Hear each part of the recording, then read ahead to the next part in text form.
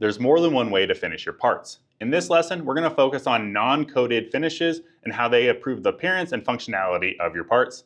So let's get into it.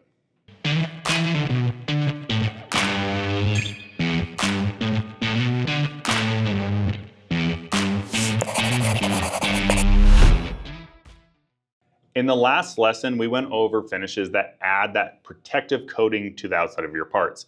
Powder coating, the spray cans from Home Depot, that kind of situation ends up adding that thickness that we need to be concerned about with our designs.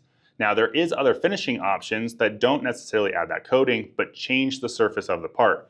So coming over to the board here, we can start getting into this one.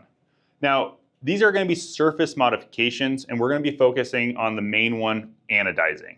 Now, anodizing, what it does is it creates an oxidation layer on the outside of our parts through an electrochemical process. Now, that ends up having a corrosion resistance. So aluminum can corrode, essentially that oxidation layer on the outside of the parts. You end up seeing some speckling, some corrosion that ends up coming in, and it protects it from that. Now, unlike those additive processes, it only changes the surface. So we're going to talk about it here in a second. It's not necessarily adding any thickness, even though it sort of does. We'll go over that here in a minute. Now, why do it though, right?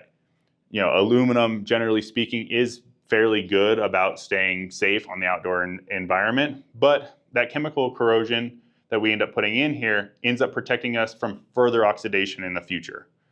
Now, additionally, it adds durability. So that oxidation layer that comes on the outside of the part is like a hard shell casing that ends up getting put on there and has more wear resistance for us. And there's different types of anodizing. You can have type 2, type 3, and those different types have different hardnesses that are associated with it. Now, additionally, we have cosmetics, right? So we all want our parts to look really good and match the design that we put into them. And with this, they can just add dyes to that chemical process. And it's just like dipping an Easter egg, dyeing an Easter egg, is you're gonna dip it into that dye layer. It gets built into that oxidation layer. And now you have your colors, whether it's red, blue, gold, additionally.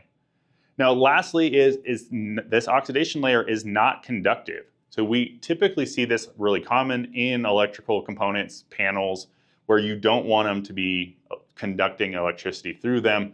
But it's also important to know that because once you do that, welding, you have to grind it out a way to weld them, as well as if you do want that aluminum to be conductive, albeit aluminum's not a great conductor, it's now no longer conductive with that surface finish.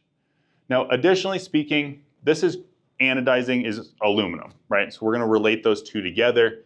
Now, there is anodizing processes for titanium. Now, titanium gets its color through light and electricity, so it's a completely different process there. As well as stainless steel has, we'll call it an anodizing, but not quite, but it's called passivation, where stainless steel naturally has an oxidation layer that's on the outside of it. Passivation essentially removes that, removes the impurities, and then adds a new, more robust layer onto it. The next one is carbon steel. So carbon, like high carbon steels, black oxide is traditionally the most well-known one that you're going to see in manufacturing, and that is just adding that oxide layer to the outside of it. So with all of these, we're essentially just removing a coating on the outside and then putting our own specialized coating on the outside that is going to control our atmosphere a little bit better.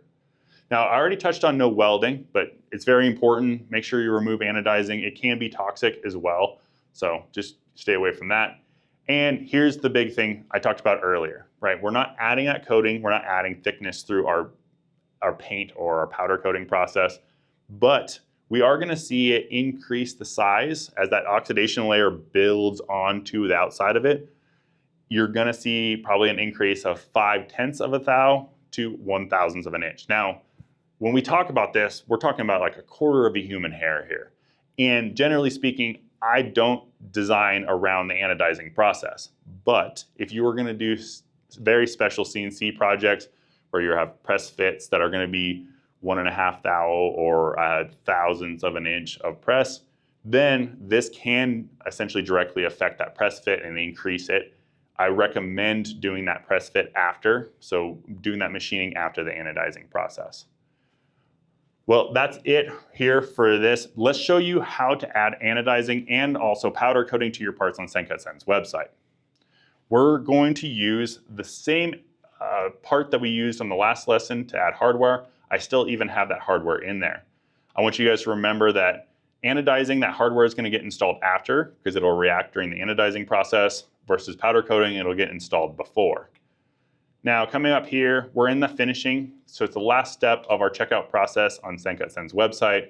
Powder coating, we can do the drop-down menu, and we can see all the colors that they currently have available. If we select red, we can see that our part turns red as well. Now, the hardware doesn't turn red in this image here, but we are going to know that those nuts are going to be red as well.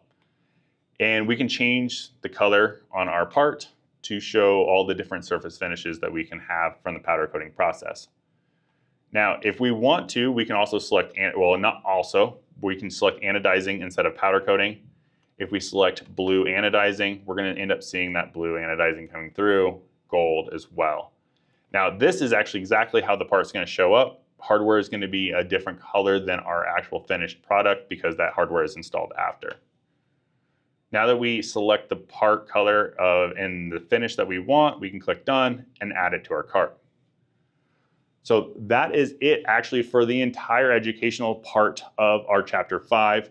The next 2 lessons are going to focus on a capstone project where we're going to take everything from chapter 1 through 5 and put it into one assembly that we're going to design together to kind of sum everything up. So we'll see you on the next one.